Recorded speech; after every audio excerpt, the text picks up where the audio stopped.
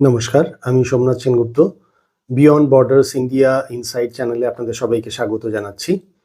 গত ২-৩ দিন ধরে পশ্চিমবঙ্গ এবং ভারতবর্ষে একটা স্পেশাল কারোর মন্তব্য নিয়ে অনেক তোলপাড় চলছে। স্পেশাল বলতে অন্য কিছু না, নেগেটিভ সেন্সেই স্পেশাল। সেটা হলো পাকিস্তানের ডিফেন্স মিনিস্টার খোয়াজা আসিফের একটা কমেন্ট।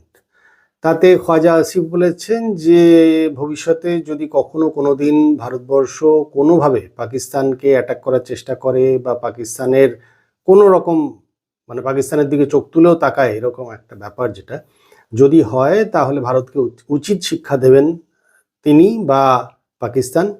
এবং সেক্ষেত্রে ভারতকে এমনভাবে অ্যাটাক করা হবে যে অ্যাটাক পূর্ব ভারতবর্ষের ইভেন কলকাতাকেও অ্যাটাক করা হবে, বা কলকাতা পর্যন্ত কিন্তু পাকিস্তান অ্যাটাক করে দিতে পিছুপা হবে না। এবং পাকিস্তানের মিসাইল আজকের দিনে দাঁড়িয়ে উনি যেটা বলতে চেয়েছেন সেটা হচ্ছে এমন ক্ষমতা সম্পন্ন যা ইভেন করাচি বা লাহোর বা রাওয়ালপিন্ডি বা কোথাও থেকে চালু করে সেটা আরামসে বা ইজিলি কলকাতাকেও বিদ্ধ করতে পারে, এরকম একটা ব্যাপার। অ্যাজ ইফ আমরা খুব ভয় পেয়ে গেছি এবং সেটা নিয়ে খুব চিন্তায় আছি। তার আগে গত সপ্তাহের বা ইভেন লাস্ট ২-৪ দিনের হিসাবে একটা পাকিস্তানের ডেইলি নিডসের মোটামুটি দৈনন্দিন নিত্য প্রয়োজনীয় জিনিসের একটু প্রাইসিং নিয়ে আলোচনা করি। আজ গত ২ দিন আগের হিসাবেও যদি দেখি, তাহলে পাকিস্তানে পেট্রোলের দাম on an average per litre ৪৬০ টাকা করে দাম পড়ছে।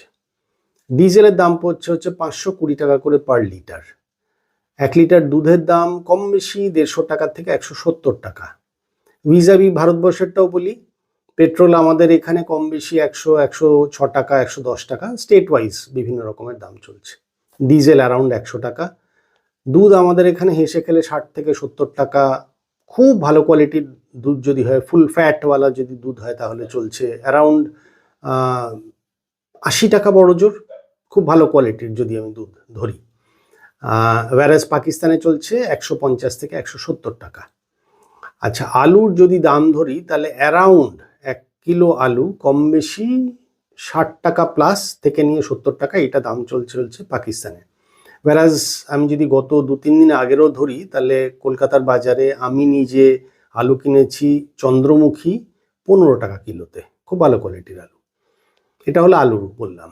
আচ্ছা, আটা যদি বলি, তাহলে কম বেশি আটা আজকের দিনে পাকিস্তানের দাম চলছে অ্যারাউন্ড ২০০ টাকা প্লাস, ২২০ থেকে নিয়ে ২৪০-২৫০ টাকা পর্যন্ত আটার কোয়ালিটির রকম ভেদে। ওয়ারাস আমাদের এখানে মোটামুটি আজকের দিনে কম বেশি খুব ভালো কোয়ালিটির আটাও যদি হয় ৪০ থেকে ৫০ টাকা, ব্র্যান্ডেড যদি হয় ৬০ টাকা পর্যন্ত যাচ্ছে। আচ্ছা, ভেজিটেবলস যদি বলি, তাহলে আজকের দিনে ১ কিলো টমেটো আমাদের দেশে বা আমাদের কলকাতার বাজারে যদি বলি, তাহলে অ্যারাউন্ড ১৫ টাকাতে ভালো কোয়ালিটির টমেটো পাচ্ছি। সেখানে পাকিস্তানের টমেটো রাফলি অ্যারাউন্ড ১০০ টাকা প্লাস এই হচ্ছে দাম চলছে। তো সব থেকে আরেকটা বড় জিনিস, যেটা আমাদের মোটামুটি সাধারণ মধ্যবিত্তের পাতে কম বেশি ডিম থাকে, বা ডিমটা প্রেফার করি সবাই, বা অন্তত তাতে প্রোটিন ডায়েটটা থাকে বলে আমরা মনে করি। ১ ক্রেট ডিম হয়তো ৪-৫ দিন আগেকার কথা বলছি, আমি নিজে কলকাতার বাজার থেকে ১ ক্রেট ৩০টা ডিম কিনেছি ১৫৫ টাকাতে। সাধারণ ডিম যেটা বাজারে যেটা পাওয়া যায়, সাধারণ বাজারে পাওয়া ডিম ১ ক্রেট ৩০টার দাম অন অ্যান অ্যাভারেজ পাকিস্তানে এই মুহূর্তে দাঁড়িয়ে ৮৫০ টাকা। এটা জাস্ট একটা ছোটোখাটো কম্পারিজন দিলাম যে দেশটার এই অবস্থা, যে দেশটা আমাদের আজকের দিনে ইন্ডিয়া চাঁদে লোক পাঠাচ্ছে, তার নিজস্ব সিস্টেম তৈরি হয়ে গেছে, জিপিআরএস থেকে শুরু করে সমস্ত কিছু, ইউপিআই সিস্টেম ভারতবর্ষের নিজের। সেইখানে একই সময়ে দাঁড়িয়ে স্বাধীনতা পাওয়া একটি দেশ, ধর্মের ভিত্তিতে ভাগ হওয়া, তাদের ইচ্ছা অনুযায়ী সেই দেশটাকে পাওয়া গিয়েছিল, তারা পেয়েছিল রাদার। সেই দেশ এখন ভিক্ষার বাটি নিয়ে আইএমএফের কাছে ঘুরে বেড়ায়, দরবার করে কিছু টাকা পাওয়ার জন্য। এবং তাতে ডোনাল্ড ট্রাম্প বিভিন্নভাবে তাদের দেশকে ইউজ করে। আমেরিকা বরাবর এর আগেও ইউজ করে এসছে, আজকেও ইউজ করছে, আগামী দিনেও ইউজ করবে, এবং তারা সেটাই ডিজার্ভ করে বলে আমি মনে করি, যার জন্যই তাদের এই অবস্থা। হাউএভার, সেই দেশটা, যে দেশটার অবস্থা হচ্ছে এই জায়গায় দাঁড়িয়ে, যে একটা ডিম, সিঙ্গেল একটা ডিমের দাম কম বেশি ৩০ টাকা আশেপাশে দাম চলছে, ২৭ থেকে ৩০ টাকা, তার মানে একটা ক্রেট হচ্ছে ৮৫০ টাকা ১ ক্রেট ডিমের দাম। এই হচ্ছে যে দেশের অবস্থা, সেই দেশ নাকি ভারতবর্ষকে এমন শিক্ষা দেবে যে শিক্ষা তারা যদি চায় তাহলে তারা পূর্ব ভারতবর্ষের কলকাতাকেও তারা অ্যাটাক করতে পারে এবং কলকাতাকে তারা কিন্তু বিদ্ধ করবে, এরকম একটা গল্প। এবং যার ফলে আজকের দিনে দাঁড়িয়ে আগামী আর কিছুদিনের মধ্যে পশ্চিমবঙ্গে নির্বাচন, বিভিন্ন পলিটিক্যাল পার্টি কেউ কেউ বিভিন্ন জন তাদের মতন করে কথা বলছে। আমি লোকাল জিও পলিটিক্স নিয়ে কোনো কথা বলবো না বা লোকাল পলিটিক্স নিয়ে কোনো কথা বলছি না। যাই হোক, এই হচ্ছে দেশটার অবস্থা। সেই দেশটা নাকি এইরকমভাবে ইন্ডিয়াকে শিক্ষা দেবে, অ্যাজ ইফ ইন্ডিয়া বসেই আছে এই শিক্ষাটা পাওয়ার জন্য। আচ্ছা, এবারে একটু আলোচনা করি হচ্ছে জিডিপি অনুযায়ী আজকের দিনে দাঁড়িয়ে ভারতবর্ষের অবস্থান হচ্ছে বিশ্বের চতুর্থ বৃহত্তম ইকোনমি, $4.18 ট্রিলিয়ন ইকোনমি। ফার্স্ট হচ্ছে ইউএসএ, অ্যাপ্রক্সিমেটলি অ্যারাউন্ড 31 ট্রিলিয়ন ডলার্সের মতন, মানে 30 পয়েন্ট সামথিং ট্রিলিয়ন ডলার, এটা হলো ইউএসএ। সেকেন্ড পজিশনে রয়েছে হচ্ছে China, 19 point something trillion dollar. Third পজিশনে হচ্ছে Germany, 4.8 around trillion dollar. Fourth পজিশনে, এটা হলো ফার্স্ট হচ্ছে ইউএসএ, সেকেন্ড হচ্ছে চায়না, থার্ড হচ্ছে জার্মানি, ফোর্থ পজিশনে হচ্ছে ইন্ডিয়া, 4.18 ট্রিলিয়ন ডলার। এবং যা হিসাব করা হচ্ছে তাতে অ্যারাউন্ড 6.5 6.60 এই রেশিওতে যা গ্রোথ আশা করা যাচ্ছে, এবং যেটা মানে ওয়ার্ল্ড ওয়াইড যেটা অ্যাকসেপ্টেবল অলরেডি ফিগারটা হয়ে রয়েছে, সেই ফিগার অনুযায়ী বাই 2030 মধ্যে ইন্ডিয়া জার্মানিকে সারপাস করে থার্ড লার্জেস্ট ইকোনমিতে আসতে যাচ্ছে। ইউএসএ এবং চায়নার পরে থার্ড পজিশনে জার্মানিকে টপকে ইন্ডিয়া আসতে যাচ্ছে বাই 2030, হয়তো তার আগেও হয়ে যেতে পারে। আন্দামান অঞ্চলে যে অয়েল রিজার্ভ যেটা পাওয়া গেছে, সেটাকে যদি কমপ্লিটলি এই 2-3 বছরের মধ্যে এক্সপ্লোরেশনের ব্যাপারটা পর্যন্ত যদি চালু করা যায়, তাহলে একা আন্দামানের অয়েল এক্সপ্লোরেশন দিয়ে অ্যারাউন্ড $20 ট্রিলিয়ন মতন আগামী দিনে কোনো একটা সময় এই ইকোনমিটা নিয়ে নিতে পারবে। এটা হচ্ছে জিডিপি অনুযায়ী, এবং এটা তথ্য বলছে এবং এটা অ্যাকসেপ্টেবল, মানে ফ্যাক্টস অ্যান্ড ফিগার্সে কিন্তু এই ফিগারটাই আসছে। হাওয়েভার, এই হচ্ছে ইন্ডিয়ার অবস্থা। সেইখানে দাঁড়িয়ে একটা দেশ যে বিখ্যাত জলি নিয়ে ঘুরে বেড়াচ্ছে চতুর্দিকে, এবং যে অপারেশন সিন্দুরে কিন্তু ইন্ডিয়া তাকে অকাত দেখিয়ে দিয়েছে, এবং একটা ব্রহ্মোস দিয়ে জাস্ট একটা এসির ভেন্টিলেশনের 45 সেন্টিমিটার জায়গা পেয়ে সেখান দিয়ে ব্রহ্মোস মিসাইল তাক করে ও কিন্তু ওর নিচের বাংকারকে উড়িয়ে দিয়েছিল। শুধু তাই নয়, কতগুলো এয়ারফিল্ড, মানে রানওয়েকে ইন্ডিয়া যে অবস্থাতে এনে ফেলেছে, তাতে এই বছরেও পাকিস্তান তার রানওয়েকে কমপ্লিটলি ঠিক করে উঠতে পারবে না, যার ফলে তার অবস্থা কিন্তু সত্যিই খুব খারাপ। এবং ইটস আ ফ্যাক্ট, আজকের দিনে ওয়েল নোন ফ্যাক্ট, এবং যেটা পাকিস্তানও অ্যাকসেপ্ট করেছে এবং আমেরিকাও যেটা অ্যাকসেপ্ট করেছে, সেটা হচ্ছে এই যে যুদ্ধ বিরতির জন্য রিকোয়েস্টটা কিন্তু পাকিস্তানের তরফ থেকেই এসেছিল।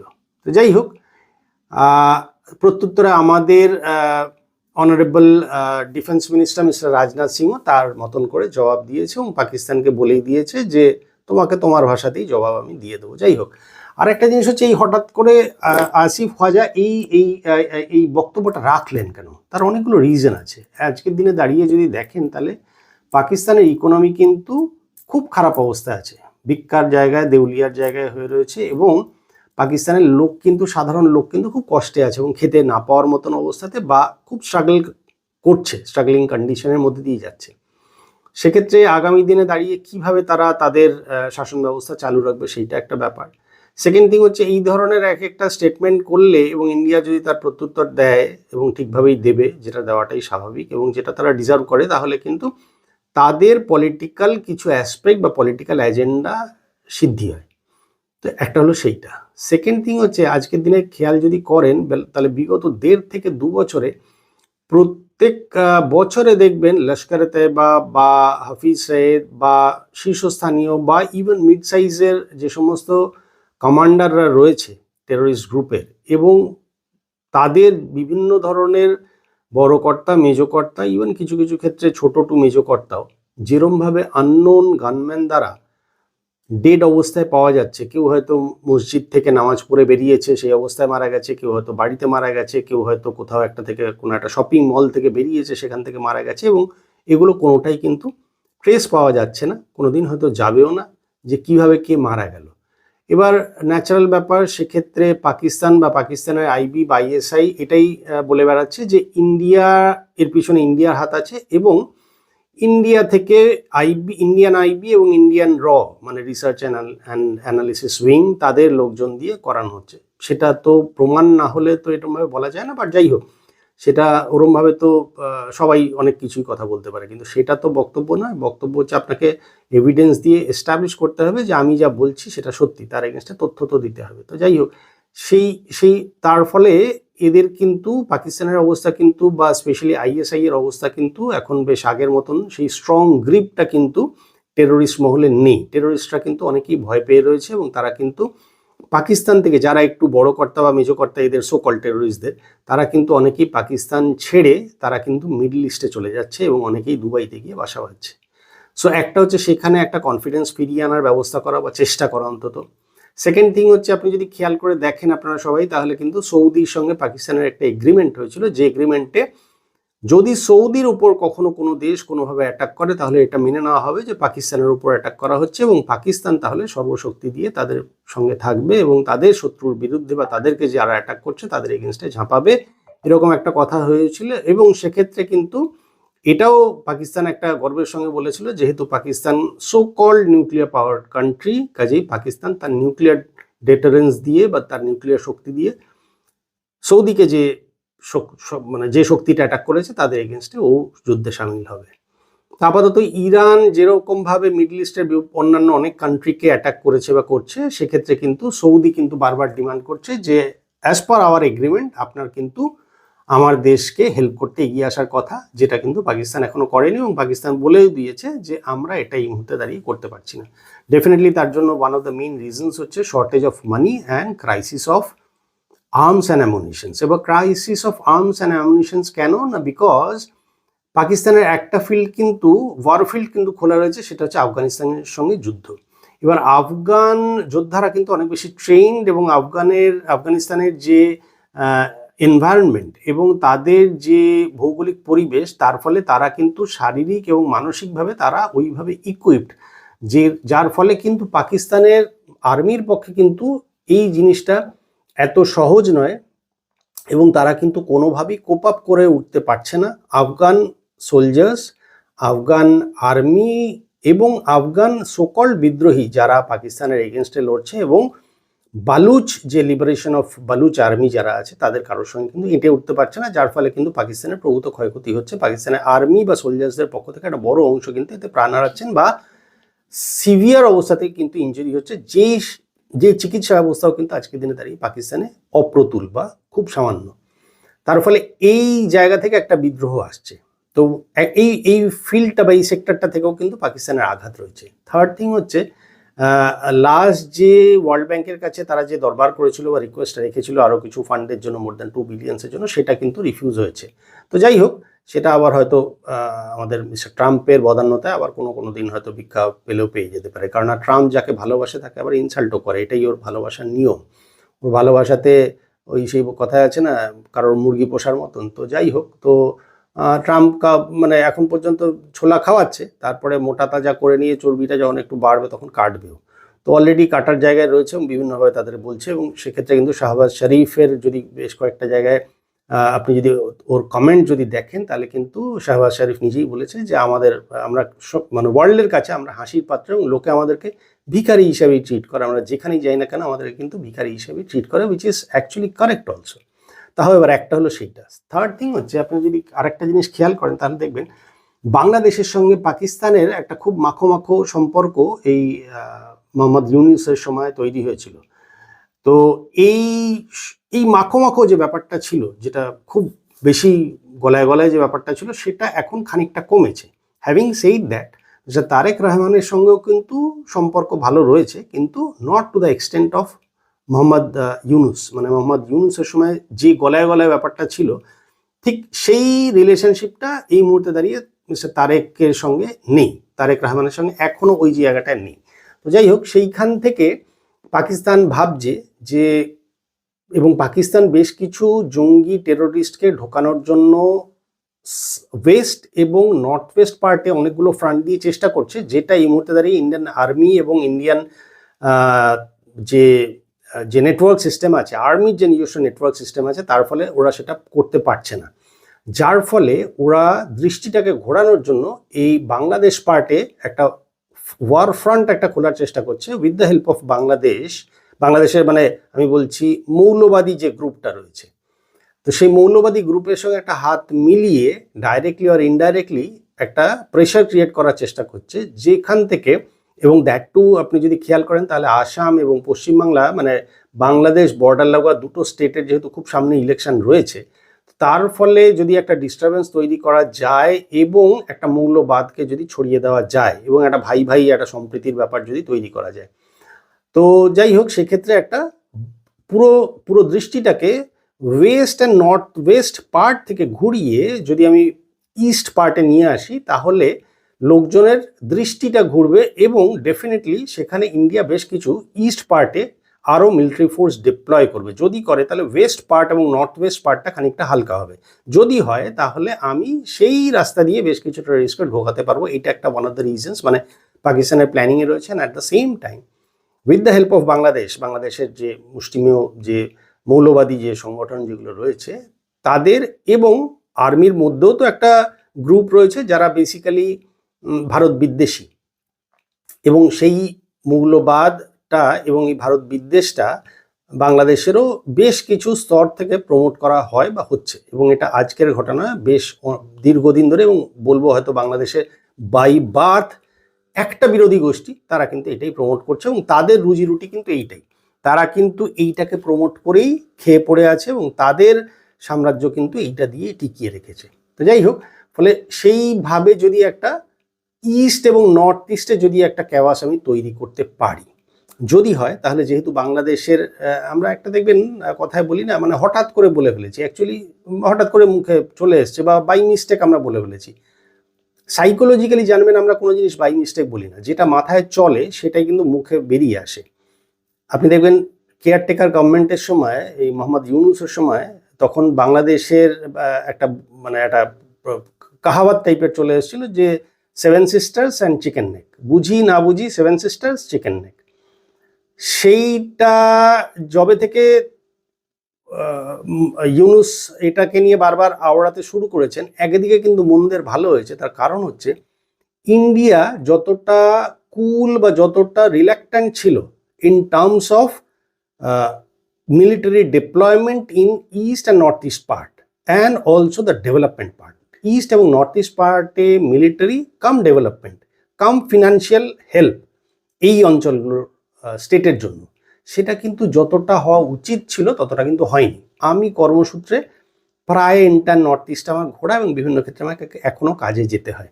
যাই হোক, তার ফলে এটা ঠিক যে বর্তমান সরকার আসার ফলে কিন্তু নর্থ ইস্টে অনেক ডেভেলপমেন্ট হয়েছে in terms of road, overall infrastructure এবং লোকের লাইভলিহুডে। এটা কিন্তু আমি যথেষ্ট দায়িত্ব নিয়ে বলতে পারি, এবং এটা আমি যেহেতু ফ্রিকোয়েন্টলি যাত্রা করি কাজে আমি কিন্তু জানি। আমি ধরুন 1999, 2000, 2003, 2004 এইসব সময়েরও আমার খুব ভালো নলেজ আছে, যে আমি যেহেতু এই ফিল্ডটা মানে এই অঞ্চলটাতে আমার কর্মস্থান ছিল, তো যার ফলে সেই সময়ের দিনগুলো আমার মনে আছে। আর এখনের অবস্থাতে আমি যে যাই, তাতে ওভারঅল দৈনন্দিন জীবনযাপনের মান, শিক্ষা, স্বাস্থ্য, ডেফিনেটলি রোডস, ওভারঅল ইনফ্রাস্ট্রাকচার, এগুলো কিন্তু নর্থ ইস্ট ইস্টার্ন পার্টে অনেক ডেভেলপমেন্ট করে গেছে। সব সরকারেরই কিছু ভালো থাকে, কিছু কম ভালো থাকে বা হয়তো খারাপও থাকে। তো কোনো সরকারেরই সব ভালো হয় না, হতে পারে না, পলিটিক্সটাই খেলাটা অন্যরকম। যাই হোক, সেটা অন্য প্রসঙ্গ। তো ফলে বাংলাদেশ এবং সকল পাকিস্তানের সঙ্গে একটা আঁতাত তৈরি করে এই যে নর্থ ইস্ট এবং ইস্টের জন্য বরাবরের বাংলাদেশের কতগুলো আজে বাজে কথা, যে ওই 7 সিস্টার্স নিয়ে নেব, 4 ঘন্টায় কলকাতা দখল করে নেব, চিকেন স্নেক কেটে দেব, হ্যাঁ, তো আমরা সবাই এমনি বসে আছি, মানে কখন এটা হবে এটার জন্য, আর আমাদের তো কিছু করারই ক্ষমতা নেই। যাই হোক, তো এইগুলো হওয়ার ফলে একদিকে সাপে বর হয়েছে, কিন্তু India government overall as a whole আজকের দিনে দাঁড়িয়ে কিন্তু নর্থ ইস্ট নিয়ে, ইন্ডিয়ান বর্ডার নিয়ে, রোডস অ্যান্ড ইনফ্রাস্ট্রাকচার নিয়ে অনেক অনেক অনেক বেশি সিরিয়াস। আপনারা যদি কেউ কখনো এখন দিনে যান তাহলে দেখবেন টানেল কেটে রেলওয়ে লাইন নিয়ে যাওয়া, রোডস ইনফ্রাস্ট্রাকচার, ওভারঅল ইলেকট্রিসিটি, বর্ডারগুলো এবং বর্ডারের আশেপাশে গ্রাম, সেই গ্রামগুলো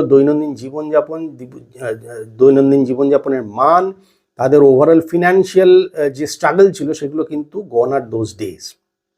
তাহলে পাকিস্তানের এইটা একটা প্ল্যানিং ছিল বা আছে এখনো, যে with the help of Bangladesh, এবং বাংলাদেশ মানে বাংলাদেশের হয়, আমি এখনো বিএনপি সরকারকে এরকম কোনো ক্লিন চিট দিচ্ছি না যে বিএনপি সরকার এসে গেছেই মানে বাংলাদেশের খুব ভারতের জন্য খুব ভালো হয়েছে বা ভারতবর্ষের অসম্ভব মানে একদম মায়ের পেটের ভাই বা একদম ক্লোজ টু মাই হার্ট এরকম কিছু নয়। বাট যাই হোক, কয়েনের এপিট ওপিট, তো সেই হিসেবে দাঁড়িয়ে কিন্তু ইন্ডিয়া হয়তো বলবো যে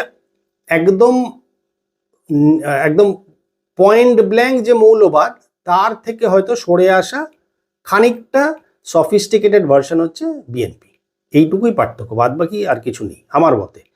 তো যাই হোক, আর এইটাও ভুল ধারণা যে কি বলে শেখ হাসিনা এবং আওয়ামী লীগের সময় কোনো কাজ হয়নি, কোনো কিছু হয়নি। অবশ্যই তাদের ভুলভ্রান্তি আছে, তারা যথেষ্ট ভুলভ্রান্তি করেওছে, তাদের চালানোর যা হয় অনেক দিন ধরে থাকলে সব সরকারেরই তো কিছু কিছু এরকম হয়, এবং কিছু তোষামতকে বিভিন্ন জায়গায় যেখানে বসানোর কথা নয় সেখানে বসিয়ে তাদেরকে পালন পোষণ করা হওয়ার ফলে, এবং এটা কিন্তু টপমোস্ট লিডারশিপেও কিন্তু এটা নলেজে নেই, এটা আমি বিশ্বাস করবো না যে আমার কোন কোন লোকটা চুরি করছে। আমি বিং এ লিডার যদি নাই জানতে পারি তাহলে আমি কিসের লিডার? যাই হোক, আমি সেটা অন্য আর একটা ভিডিওতে আলোচনা করব। তো এই যে এই পার্টটা, এর ফলে কিন্তু একটা গন্ডগোল পাকানোর একটা পাকিস্তানের একটা প্রবণতা ছিল। তো যার ফলে আগামী দিনে ইলেকশন আছে, এবং এর ফলে যদি আমি কলকাতার কার্ডটাকে খেলতে পারি তাহলে কি হয়, কলকাতা তথা পশ্চিমবাংলার মানুষ অনেক বেশি ইমোশনাল, অনেক বেশি সেন্টিমেন্টাল, অনেক বেশি রিয়াক্টিভ, যার ফলে এটা একটা হইচই তৈরি হবে। তো এটাও একটা কারণ ছিল। এছাড়া যদি দেখি তাহলে আমরা কিন্তু আর একটা রিজন হচ্ছে যেটা, সেটা হচ্ছে পাকিস্তানে ক্রমবর্ধমান ইনফ্লেশন, রেট অফ ইনফ্লেশন এত বেশি বাড়ছে যে যার ফলে পাকিস্তানের এই দৈনন্দিন জীবনযাপনের যে স্ট্রাগল, সেই জায়গা থেকে লোকের মনে যে ক্ষোভ তৈরি হচ্ছে সেটা যাতে ঘুরিয়ে দিতে পারি, সেটার জন্য এইটা আরেকটা রিজন বলতে পারি। এবার যেটা বললাম, আননোন গানম্যান দিয়ে এখন যেটা টার্গেটেড কিলিং হচ্ছে সেটা নিয়েও পাকিস্তান অনেক জায়গাতে দরবার করেছে, এবং প্রত্যেক জায়গায় তারা বলে, যদিও সেটার এগেনস্টে তারা কোনো প্রমাণ যেহেতু দিতে পারেনি, কাজেই সেটা আর একটা রিজন। আর ভারত যেখানে আজকের দিনে চাঁদে পৌঁছে গেছে, আর সেখানে পাকিস্তানের যা অবস্থা তাতে আকাশ পাতালের পার্থক্য। ওই যে বললাম না, ইন্ডিয়া কোথায় এখন ওয়ার্ল্ডের 4th বিগেস্ট ইকোনমি, আর সেখানে আমি যদি ইভেন সমরাষ্ট্র মানে যুদ্ধের ক্যাপাসিটি বা আমাদের দুটো দেশের কাছে, ইন্ডিয়া এবং পাকিস্তানের কাছে নিউক্লিয়ার পাওয়ার থেকে শুরু করে যুদ্ধের যা এই র্যাঙ্কিং, আমি যদি সেটাও দেখি তাহলে সেই র্যাঙ্কিং অনুযায়ী ইন্ডিয়া হচ্ছে ওয়ার্ল্ডের 4th বিগেস্ট স্ট্রেংথ আজকের দিনে, অ্যাজ ফার অ্যাজ দিস, আমি কীরকমভাবে বলবো এটাকে বাংলায়, এটা হচ্ছে যুদ্ধের প্রিপারেশন এবং যুদ্ধাস্ত্র, মানে ওয়েদার ইট ইজ আমাদের army, whether it is our air force, our navy, all togetherও যদি আমি মনে করি, ভিজাভি আমি যদি পাকিস্তানকে দেখি, তাহলে দুটো দেশের সমরাষ্ট্রের শক্তি অনুযায়ী যদি দেখি তাহলে ইন্ডিয়া হচ্ছে বিশ্বের 4র্থ বৃহত্তম শক্তি, সেখানে দাঁড়িয়ে পাকিস্তান হচ্ছে ওয়ার্ল্ডের 12তম শক্তি। তো কোথায় 4 নম্বর শক্তি আর কোথায় 12তম শক্তি, দুটোর মধ্যে আকাশ পাতালের পার্থক্য। ওয়ারাজ আরও একটা ইম্পর্টেন্ট পয়েন্ট হচ্ছে, আপনি যদি দেখেন তাহলে কিন্তু জাতিসংঘে দাঁড়িয়ে কিন্তু আমাদের অনারেবল বিদেশমন্ত্রী মিস্টার জয়শঙ্কর, উনি কিন্তু ক্লিয়ার কাট বলে দিয়েছেন যে পাকিস্তান হচ্ছে সন্ত্রাসবাদের কারখানা, এবং আমরা কোনো অবস্থাতেই পাকিস্তানকে কোনো রকম আর স্পেয়ার করব না। সামান্য একটু এদিক ওদিক হলে আমরা কিন্তু তার যোগ্য জবাব দেব, এবং আমাদের অপারেশন সিন্দুর কিন্তু আমরা এই মুহূর্তে দাঁড়িয়ে বন্ধ রেখেছি ফর দ্য টাইমিং, এটা পজ বা হল্ট দেওয়া আছে। তার মানে কিন্তু আমরা অপারেশন সিন্দুরকে কখনো কমপ্লিট করিনি বা শেষ করিনি, বা অপারেশন সিন্দুরের যে আমাদের কাজটা যেটা বা প্রজেক্ট যেটা বা আমার টার্গেট যেটা বা মিশন যেটা, সেটাকে আমরা অ্যাকমপ্লিশ বলিনি বা বলিনি যেটা শেষ হয়ে গেছে। আমরা আপাতত এটাকে কিছুক্ষণের জন্য বা কিছু দিনের জন্য একটা সার্টেন সময়, সেটা আমার সুবিধা মতন ডিসাইড করব, সেই সময়ের জন্য আমরা বিরতি নিয়েছি। তার মানে আমরা সেই অপারেশন সিন্দুর থেকে সরে আসিনি, এটা বুঝতে হবে। তো যার ফলে আগামী দিনে যে কোনো দিন এই ওয়ার ফ্রন্ট আবার খুলতে পারে। এছাড়া আরেকটা বড় ইম্পর্টেন্ট জিনিস হচ্ছে, আমাদের national security adviser mister Ajit Doval, উনি ওনার একটা খুব ভালো থিওরি, যেটা that is offence is the best defence. আমি আর শুধুমাত্র ডিফেন্স করবো না, তুমি আমাকে যেরকমভাবে যে ভাষায় তুমি আমার সঙ্গে কথা বলবে, আমি ঠিক তোমাকে সেই ভাষাতেই জবাব দেবো, কারণ আমি এটা ধরেই নেব যে তুমি সেই ভাষাতেই জবাবটা বোঝো, সেই জন্য তুমি আমার সঙ্গে ওই ভাষাটা ব্যবহার করছো। যেমন ধরুন দেখবেন অলরেডি দুটো নিউক্লিয়ার পাওয়ার সাবমেরিন এর আগে 2016-তে আর একটা 2024-এ একটা, এই দুটো আরিহান্তার দুটো নিউক্লিয়ার পাওয়ার সাবমেরিন কিন্তু অলরেডি লঞ্চ হয়ে গেছিলো বা কমিশন হয়ে গিয়েছিল। আর আরেকটা আরিধামান, এইটা এই গত 3রা এপ্রিল আমাদের কমিশন হলো। ফলে 3টে নিউক্লিয়ার পাওয়ার সাবমেরিন আছে, পাকিস্তানের কাছেও কিন্তু সেটা নেই। আমাদের কাছে কিন্তু এয়ারক্রাফট ক্যারিয়ার 2খানা জাহাজ আছে, সেরকম কিন্তু কোনো ব্যবস্থা পাকিস্তানের কাছে নেই। কাজে দুটো শক্তির আকাশ পাতাল পার্থক্য আছে। এবং অজিত ডোভালের যে পলিসি সেটা হচ্ছে, ভাই তুমি সামান্য কিছু করবে, তুমি যেটা করবে আমি ঠিক সেই অনুযায়ী তোমার জন্য ওষুধ আমি রেডি রেখেছি, তোমাকে আমি আইদার ওরাল ট্যাবলেট দেবো বা কাফ সিরাপ দেবো বা অ্যান্টিবায়োটিক দেবো বা তোমাকে আমি ইনজেক্টেবল দেবো, সেই অনুযায়ী তুমি যেরকম তোমার রোগের ওষুধ লাগবে আমি তোমাকে ঠিক সেই অনুযায়ী ওষুধ দিয়ে দেবো। তো যার ফলে এখন ব্যাপারটা সম্পূর্ণ আলাদা হয়ে গেছে। তো যার ফলে পাকিস্তান বেসিক্যালি যদি দেখি তাহলে একদম দেউলিয়া হয়ে গেছে এবং তাদের হতাশার অবস্থাতে চলছে। ইভেন দেখবেন কয়েকদিন আগে একটা রিউমার হোক বা আসল খবর হোক, সেটা তো এখনো জানা যায়নি, সেটা হচ্ছে কমর বাজওয়া, যিনি এর আগের জেনারেল যিনি ছিলেন পাকিস্তান আর্মির, জাস্ট ইয়াসিন মুনিরের আগের পজিশনে যিনি ছিলেন, হঠাৎ একটা খবর পাওয়া গেল যে উনি বাথরুমে পড়ে গেছেন, পড়ে গিয়ে মাথায় মাল্টিপল ইঞ্জুরি হয়েছে এবং সেটা ইঞ্জুরি অবস্থাতে ইঞ্জুরিটারও হয়েছে, এটা ফ্যাক্ট। কিন্তু তারপরে কয়েকদিন আগে খবর উঠলো গত মাসের বোধহয় 27-28 তারিখের দিকে যে হি ইজ নো মোর, মানে উনি মারা গেছেন। তো সেটা এখনো সত্যি কি মিথ্যে যায় না, বাট বাজওয়া কেমন, কামার বাজওয়া কি আছেন, কেমন আছেন, লেটেস্ট তার কন্ডিশন কি, ব্যাপারে কিন্তু কারোর কাছে অ্যাজ সাচ কোনো খবর নেই। উনি ইনজিওর্ড বা উনি মাল্টিপল ইঞ্জুরি নিয়ে হি ইজ হসপিটালাইজড, এই পর্যন্তই খবর আছে। এবং এই রকম জিনিসটা কিন্তু, যেমন ধরুন ইমরান খানের ক্ষেত্রে অনেকে মাঝখানে কিছুদিন আগে সন্দেহ করছিল যে Imran Khan is no more, মানে উনি আর নেই, ওনাকে জেলেই মেরে ফেলা হয়েছে এরকমটা। ওনার বোনও সেটা নিয়ে অনেক করেছেন, এজেন্ডা তৈরি করেছেন এবং ওয়ার্ল্ডের বিভিন্ন জায়গায় দরবার করেছেন যে যাতে ইমরান খানের কি অবস্থাতে রয়েছে সেই খবরটা যাতে বার করা যায়। যাই হোক, এবারে যদি কোনো মিসাইল অ্যাটাকের যদি করা হয়, মানে যদি পাকিস্তানের তরফ থেকে করা হয়, তাহলে ইন্ডিয়ার কাছে কিন্তু 20টা ডিফারেন্ট টাইপের স্টেজ আছে এয়ার ডিফেন্স সিস্টেমে। তার মধ্যে 3টে যদি আমি কথা বলি তাহলে হচ্ছে রয়েছে S-400 রয়েছে, আকাশ রয়েছে, পৃথিবীও রয়েছে, এরকম অনেক ধরনের সিস্টেম রয়েছে। তো যার ফলে এটা এত সহজ নয়, সেটা 7 থেকে 10 কিলোমিটার রেঞ্জ থেকে নিয়ে শুরু করে ইভেন 100, 120, 150 কিলোমিটার, 300 কিলোমিটার রেঞ্জ পর্যন্ত রয়েছে। মানে রেঞ্জ মানে ব্যাপারটা হচ্ছে, যদি কোনো ব্যালিস্টিক মিসাইল যদি ছোড়া হয় তাহলে সেই ব্যালিস্টিক মিসাইলের রুট হচ্ছে প্রথমে ওটা মহাকাশে যায়, মহাকাশে গিয়ে একটা জায়গায় গিয়ে ও জিরো হয়, মানে ওখানে গিয়ে একটা নিউট্রাল কন্ডিশন হয়, সেখান থেকে ও আবার নতুন ভেলোসিটি নিয়ে, নতুন বেগ নিয়ে ও নিচের দিকে নামতে থাকে। তো ইন্ডিয়ার কাছে যে টাইপের এয়ার ডিফেন্স সিস্টেম রয়েছে তাতে ও চাইলে, আপনি যখন মানে পাকিস্তান যে মুহূর্তে দাঁড়িয়ে মিসাইলটা তুলবে, মানে মিসাইলটাকে অন করবে, সিস্টেমটাকে অন করবে, সেই মুহূর্তে থেকে কিন্তু ইন্ডিয়া ট্র্যাক করতে ওকে শুরু করবে এবং ইন্ডিয়ার এয়ার ডিফেন্স সিস্টেম বা ইন্ডিয়ার র্যাডারে কিন্তু ধরা পড়বে যে এই পাকিস্তান এই মিসাইলটা ছুটতে যাচ্ছে বা ছুড়েছে।